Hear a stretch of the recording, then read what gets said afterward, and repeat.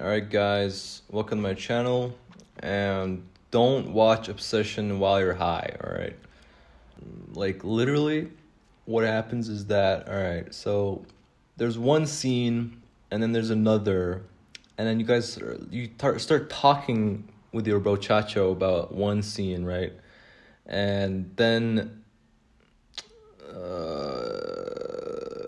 yeah, all of a sudden you just blank out, and like suddenly you look at the screen, and then the characters are crying, and like they're having a bad time, and like you're like, what even happened?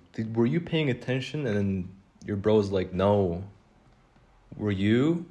But it's kind of crazy how right, Nikki, the actress who plays Nikki, Indy, I think, I forgot her last name, but she just plays Call of Duty, and that got me thinking, right, like the connections, right, between your childhood and this cultural like kind of phenomenon that's happening right now, right, that is obsession, and it's tied to modern warfare, like Call of Duty. Now we all understand that Bear was like, all right, so he made the wish, right?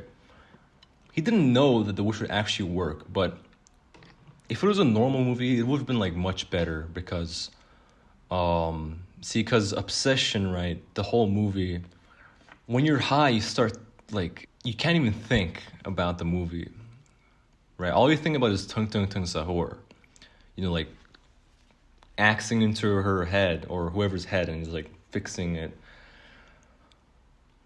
Just don't watch it like when you're faded, because it amplifies all the bad emotions in you. Like you don't even know what's going on in the end. Like there's so much gore and violence, and like everyone's just kind of dying, and it's so sad in the end. Like like when Nikki actually wakes up from the terrible curse of the Winwish Willow. It just kind of makes you think about the whole concept of like stoicism and Taoism, like letting things go with the flow, because if Bear just accepted that he liked her and she probably didn't like him, he could have just admitted to her that she liked him, right? Because if I was in Bear's shoes, I would just been like, yeah, I do like you, like, but not that much. Or you don't have to say yes or no. I was admit the truth. And that either makes or breaks the relationship. I mean, she was leaving the country either way, so like you could have just admitted. But I mean, that now it makes me wonder about the psychology of the whole like movie. Like, why was Bear like that? He's a bit insecure, wasn't he? He was trying very hard to get Nikki, who was just a girl, really. I don't know why people put people on pedestals so much. I do that sometimes.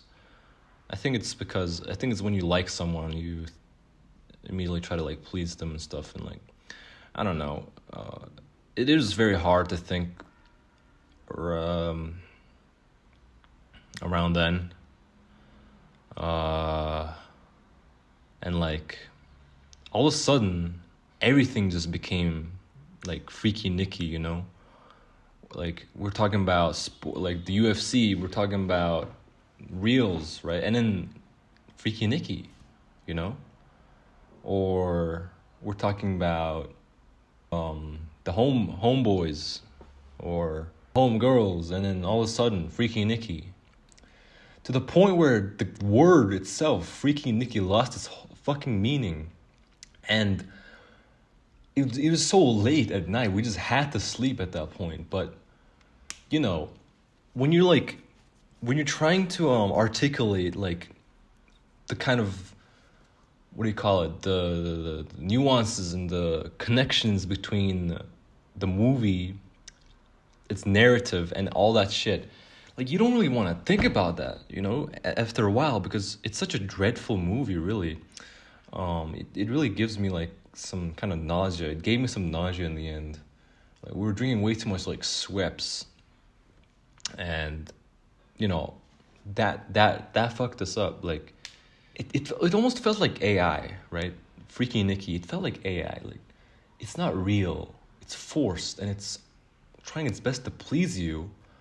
And imagine you get the girl of your dreams or the man of your dreams, whoever, and they're perfect, right? They're perfect for you and they love you with all their heart, but it's not real. It's programmed by the one wish willer. Why do I keep saying willer? Like, where's the accent from? Where's this accent even coming from? I don't know, guys. Anyways, it's been your boy, Potato Man, with back another philosophy video about this whole movie and this craze. It's like, it's related to the Backrooms, I think, the movie.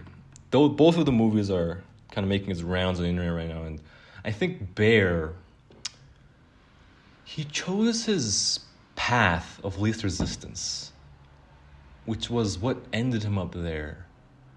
And he had the chance to kill Nikki while she was begging him to, because it's horrible, right? Imagine some ghost just takes over your body and starts, like, pissing on the floor and, like, cooking dead cats. Like, he should have just... He was a very selfish person. And he got all pissy about about Nikki not wanting to be with him and stuff. He didn't even know. He didn't even ask her out yet. So what the fuck does that even mean? And so he ended up in that situation because of his neural pathways. The ones that protected him as a kid, but now keeps him stuck. And eventually he fucks everything up with the help of this wishful stick. And if Bear were stuck in the Backrooms, he would even be worse than Clark, not gonna lie. You know, because at least Clark is like, he's like, you know, you can eat them. It's the way we're wired. But Bear is like, fuck you.